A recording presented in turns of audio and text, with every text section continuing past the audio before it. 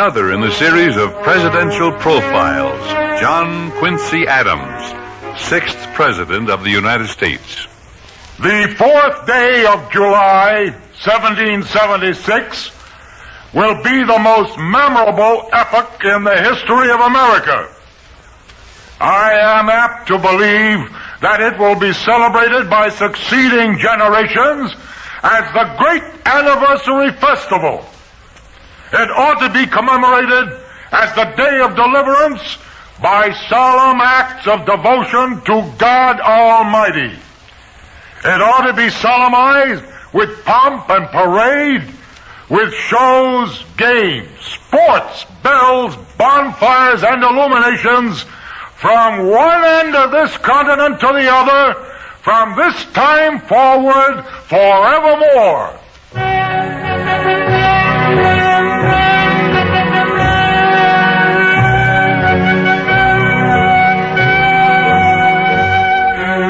On that historic date, July 4th, 1776, when the Declaration of Independence was signed, John Quincy Adams was 10 years old.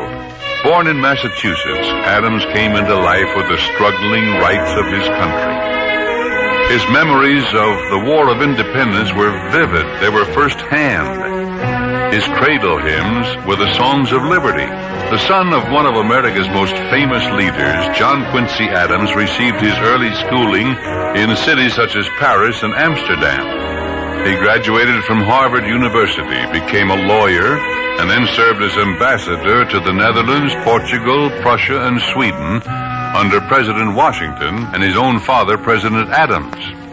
Elected to the United States Senate in 1803, Adams angered members of his own Federalist Party by putting his country's welfare above political considerations. I feel strong temptation and have great provocation to plunge into political controversy, but I hope to preserve myself from it. A politician in this country must be the man of the party. I would rather be the man of my whole country. His country came first, and Adams voted in support of the Louisiana Purchase from France against the wishes of the Federalist Party. This breach in political loyalty cost him a renomination for the Senate, but he continued to serve America as President Madison's ambassador to Russia. Europe was at war, spurred by the ambitions of Napoleon, and before long, the United States found itself engaged in conflict with Great Britain in the War of 1812. Adams was sent to negotiate a peace treaty with England, paralleling his father's treaty with Great Britain after the American Revolution. Adams commented on this coincidence in a letter to his now retired father. The situation in which I am placed often brings to mind that in which you were situated in the year 1782.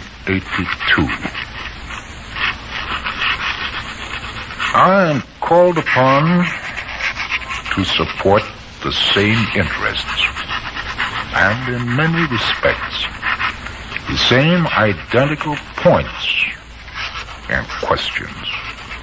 Following the successful negotiation of the Treaty of Ghent with Great Britain, Adams remained in England as the American ambassador until 1817, when he was appointed Secretary of State under President Monroe. His years of foreign service made Adams the ideal man for the job at a time when old world powers were trying to cling to their remaining colonies. In 1815, the United States was the only independent nation in the Western Hemisphere.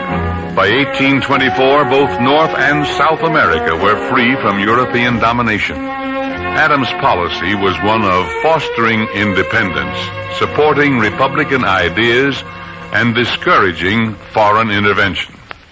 Of all the dangers which encompass the liberties of a Republican state, the intrusion of a foreign influence into the administration of their affairs is the most alarming. Interference of foreigners, upon any pretense whatever, must be as inevitably fatal to the liberties of the state as the admission of strangers to arbitrate upon the domestic differences of man and wife is destructive to the happiness of a private family. Adams' strong belief in the right of self-government was embodied in the Monroe Doctrine, which he helped to formulate, a doctrine which forever established America's status as an independent nation. His participation in the nation's foreign policy made it only fitting that he should follow Monroe into the White House. And traditionally, for 1/4 of a century, through Jefferson, Madison, and Monroe, the Secretary of State had succeeded to the presidency. And in 1824, John Quincy Adams became the 6th President of the United States.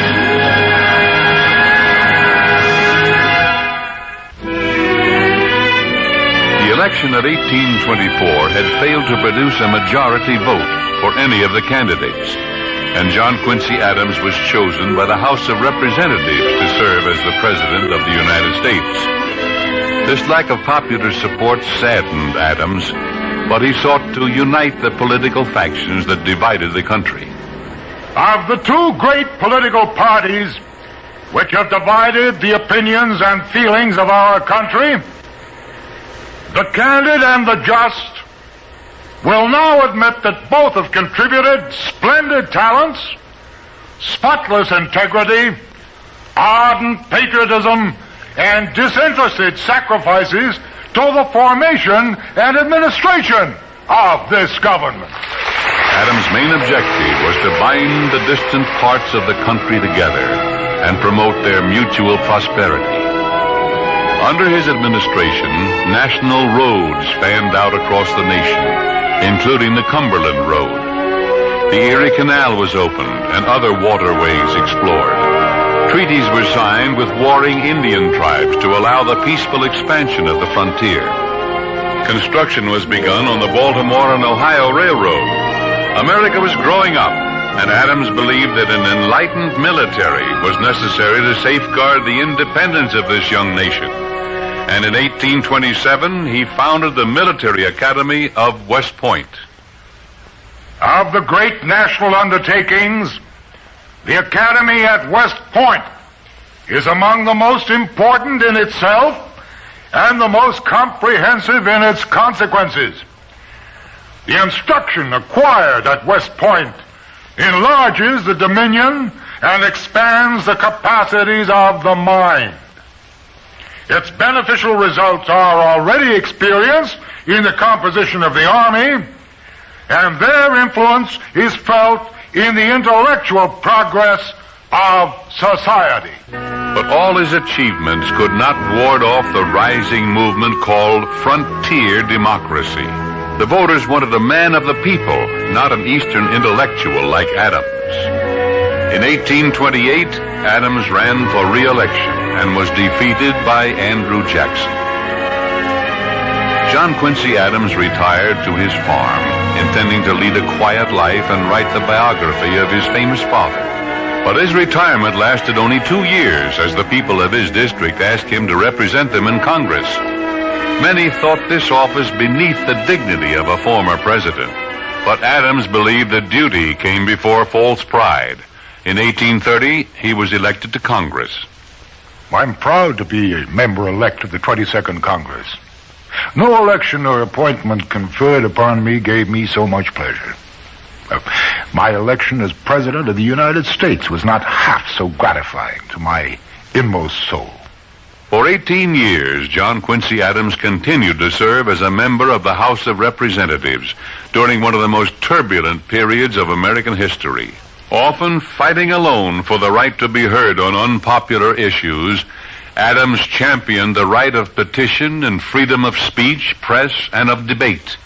To Adams, these basic American freedoms were threatened by one overwhelming evil of the times, slavery.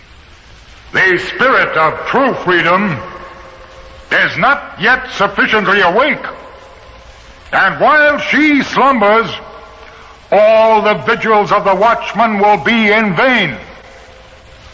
The suspension of the right of petition, the suppression of the freedom of debate, are all but varied symptoms of a deadly disease, seated in the marrow of our bones. And that deadly disease is slavery. The Union will fall before it, or it will fall before the Union. And then on February 21st, 1848, as he was listening to a debate in the House, Adams collapsed. He died 2 days later. Respected for his integrity, high-mindedness, courage, and knowledge, this 80-year-old statesman was mourned by the entire country. He had lived through the Revolutionary War, the War of 1812, and the Mexican War. He saw his country when it was but a collection of English colonies, and at his death he gazed upon it as a free and independent country, one of the strong and honored nations of the earth. The final words of John Quincy Adams were, "This is the last of earth. I am content." While dwelling with pleasing satisfaction upon the superior excellence of our political institutions, let us not be unmindful that liberty is power, that the nation, blessed with the largest portion of liberty, must, in proportion to its numbers, be the most powerful nation upon earth, and that the tenure of power by man is, in the moral purposes of his Creator, upon condition that it shall be exercised to improve the condition of himself and his fellow men.